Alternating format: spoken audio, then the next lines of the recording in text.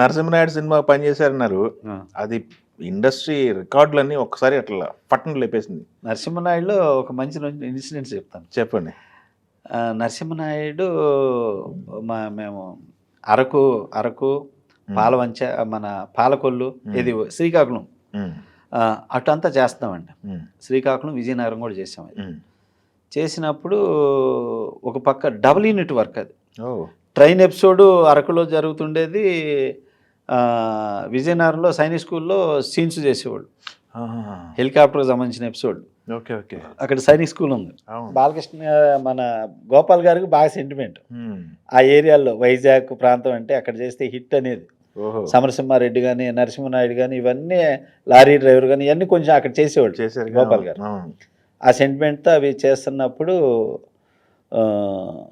మేము బాలయ్య బాబు మేము అరకులో ఒక సెట్ వేసి ఒక వర్క్ చేస్తాం. బాలయ్య బాబు నన్నే పిలిచేవాడు, సముద్రం నువ్వురా అనేవాడు. వెళ్ళేవాడు బాలయ్య బాబు కూర్చో అనేవాడు. ఇట్లా కూర్చునేవాడు, నేను ఇట్లా ఇట్లా ఇట్లా కూర్చునేవాడు వెనక. అంటే ఆయన డైలాగ్ చెప్తుంటే విని ఇట్లా వింటూ చెప్తాడు. నేను చెప్తా ఉన్నాను, నేను చెప్తున్న డైలాగ్ నాకు వచ్చింది, నేను పేపర్ మడత పెట్టేసి నేను చెప్పేస్తాను. బాబు చెప్తా ఉన్నాడు, ఇట్లా చూశాడు. చూసేసరికి నేను పేపర్ మడతే చెప్తున్నా. చెబుతుంటే బాలయ్య బాబు ఏమా ఇట్రా అన్నాడు. ఇటు వచ్చాను సార్. అంటే డైలాగ్ నీకు వచ్చు నాకు రాదని పేపర్ క్లోజ్ చేసి చెప్తున్నావా అన్నాడు. లేదు బాబు అదేం లేదు బాబు అన్న. లేదు జోకేసాలే నవ్వుతా, వెరీ గుడ్ డైరెక్టర్ అవుతాను, నేను నీకు ఛాన్స్ ఇస్తాను అని బాలయ్య బాబు గారు. నేను ఎవరితో చేస్తే వాళ్ళు ఆ నోటి నుంచి ఆ పదం వచ్చి తీరిద్ది, డైరెక్టర్ అంత ఇష్టంగా చేసేవాళ్ళు. అలాగే బాలయ్య బాబు గారు కూడా నాకు చెప్పాడు. మా కాంబినేషన్లో ఒక 7 ప్రాజెక్టులు ట్రాక్ వెళ్ళటం క్యాన్సిల్ అవడం, ట్రాక్ వెళ్ళటం క్యాన్సిల్ అవడం జరిగినాయి. 7 ప్రాజెక్ట్స్, 1 కాదు 2 కాదు. సో అలాగా జరిగినాయి. So but very good relation still today, ఇప్పటికి కూడా. అట్లాగా నేను చేసిన వాళ్ళందరితో సూపర్, చాలా మంచి ఇదనమాట. సూపర్.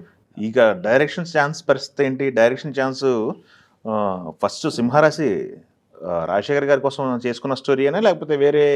యాక్చువల్గా నేను బాలయ్య బాబుని అడిగింది అది, సింహరాశి కోసం. సింహరాశి బాలయ్య బాబు కోసం అని అడిగి చేస్తే నరసింహనాయుడు జరిగేటప్పుడే అడిగితే బాలయ్య బాబు అన్నాడు, సూపర్ గుడ్ వాళ్ళు కొంచెం నాకు టచ్లో లేరు సముద్ర, వాళ్ళు వచ్చి కలిసినప్పుడు చూసేద్దాం, ఈ సినిమా ఒకటి నువ్వు వేరే వాళ్ళతో చేయి, నెక్స్ట్ సినిమా నేను ఇమీడియట్ చెబుతా, అది స్టార్ట్ అవ్వక ముందే చెప్తా నీకు అని చెప్పాడు. అలాగే బాలయ్య బాబు అది ఫినిషింగ్ ముందే చెప్పేశాడు నాకు సినిమా.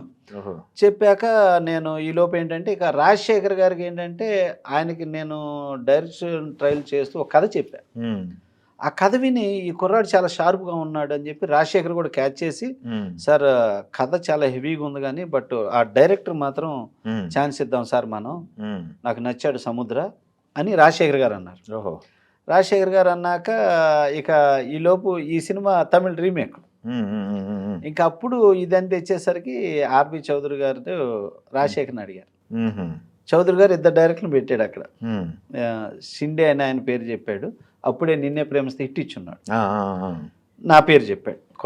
చేసిన అతనైతే అతను, కొత్త అతనైతే సముద్ర. ఎవరు చేసిన అతను వద్దు, నాకు సముద్రాన్ని కావాలి అని రాజశేఖర్ చెప్పాడు. సో అలాగా నాకు రాజశేఖర్ ఆ మాట వల్ల ఫస్ట్ సినిమా స్టార్ట్ అయింది. చాలా మంచి సక్సెస్ అయింది. ఆ సినిమాలో రాజశేఖర్ గారి క్యారెక్టర్ చూస్తే చాలా సింపుల్గా కింద కూర్చోవడం, పేరుగానే ఉందంటాం, పచ్చిమిరపకాయ అందుకోవడం, ఇదే ఉంటుంది కదా మొత్తానికి. అవును సార్. ఇది భయపడలేదా? అమ్మో ఎలా రిసీవ్ చేసుకుంటారు ఏంటనేది? ఎస్, ఈ మాట అయితే రైట్ అండి. కానీ మా గ్రూప్ అంతా దగ్గర సూపర్ గుడ్ ఫిలిమ్స్లో వాళ్ళు అందరూ కూడా ఇది తెలుగు ఆడదు, నాకు డైరెక్షన్ ఛాన్స్ ఇస్తే మీకు దండం పెడతా, నాకు ఈ సినిమా వద్దు అని చెప్పి వెళ్ళిపోతాం అనేవాళ్ళు. మాకు సరే వర్క్ చేస్తూ మా కో డైరెక్టర్లు అసోసియేట్లు కూడా అడిగితే ఏంటంటే అంటే, అన్న ఈ సినిమా నీ టైం బాగుంటే ఆడాలి, లేకపోతే డిజాస్టర్ సినిమా అనేది అన్న ఆలమే కూర్చోవటం ఏంటన్నా ఆర్టిఫిషియల్గా లేదు. సినిమా అంతా ఒకే డ్రెస్ ఏంటన్నా, ఎవడు చూస్తాడన్న ఒకే డ్రెస్ మీద, అదే ముతక షర్టు అదేంది అసలు. నెక్స్ట్ కుష్ఠరోగం అంటున్నారు సినిమాలో, అసలు కుష్టి అంటేనే మా పదం వినటానికే అసహించుకుంటాం, అది కూడా చూస్తాడు. ఆడది సినిమా అని 100లో 99% ఇదే మాట. అందరు డిస్కరేజ్ చేసేవాళ్ళు. అందరూ అనేవాళ్ళు. బట్ నేను ఏ రోజు ఒక్క వ్యక్తి మాట కూడా నేను డిస్కరేజ్ అవ్వలేదు సార్. మీరు నమ్ముతారో లేదో. డైరెక్టర్ కావాల్సింది ఏంటంటే జడ్జిమెంట్. ఆడియన్కి ఏం కావాలి, ఎలాంటి సినిమాలు వస్తున్నాయి మన సినిమా రిలీజ్కి, ఎలాంటి స్క్రిప్ట్లు చేస్తున్నారు, మంది ఏ విధమైన స్క్రిప్ట్ మంది వెళ్తుంది, ఇలాంటి క్యాలిక్యులేషన్స్ వేసుకోవాలి డైరెక్టర్ అనేవాడు. అలాగే ఆడియన్స్ని చదవాలండి. లేకపోతే నాకు నచ్చింది నేను తీసేస్తానంటే కుదరదు. సో అందుకని నేను ఏ రోజు డిస్కరేజ్ అవ్వాల. పక్కాగా 100% మీదే ఉన్నాను నేను దీన్ని ఎలా ఎవడెవడు ఎలాంటి కామెంట్ చేస్తున్నాడు, ఆ కామెంట్లో నేను కథలో ఏ విధమైన కరెక్షన్ చేయాలి ఈ చేసుకుంటూ నన్ను మళ్ళీ అబ్బా ఏమి సినిమా తెచ్చావయ్యా అన్న ఏకైక వ్యక్తి ఎవరంటే సీతారామ శాస్త్రి గారు. అవునా? సీతారామ శాస్త్రి గారు. ఎందుకంటే దాంట్లో ఫ్లాష్ బ్యాక్ సాంగ్ ఆయనే రాశారు. అమ్మ అని పిలిచి పిలిచి ఏడవకురా అనే సాంగ్. ఆయన అన్నాడు, అయ్యో సముద్ర ఏంటయ్యా ఇంత డిఫరెంట్ కథ, ఇంత గొప్ప కథ తీసుకొచ్చావయ్యా, పెద్ద హిట్ అవుతుంది అని చెప్పాడండి ఆయన. సూపర్. నా జడ్జిమెంట్కి మళ్ళీ అంత స్టాండర్డ్లో చెప్పిన పర్సన్ ఏకైక వ్యక్తి ఆయన శాస్త్రి గారు. సూపర్. అట్లాగా సింహరాశిని అట్లా నమ్మి తీశానండి. సరే స్టార్టింగ్లో అన్నారు సినిమా అయిపోయినాక అడిగా మా డైరెక్షన్ డిపార్ట్మెంట్ని ఇప్పుడన్నా చెప్పండి రాని, ఇప్పుడు అదే మాట మీద ఉన్నామేమో అన్నారు. అప్పుడు కూడా నేను నవ్వుకున్నా.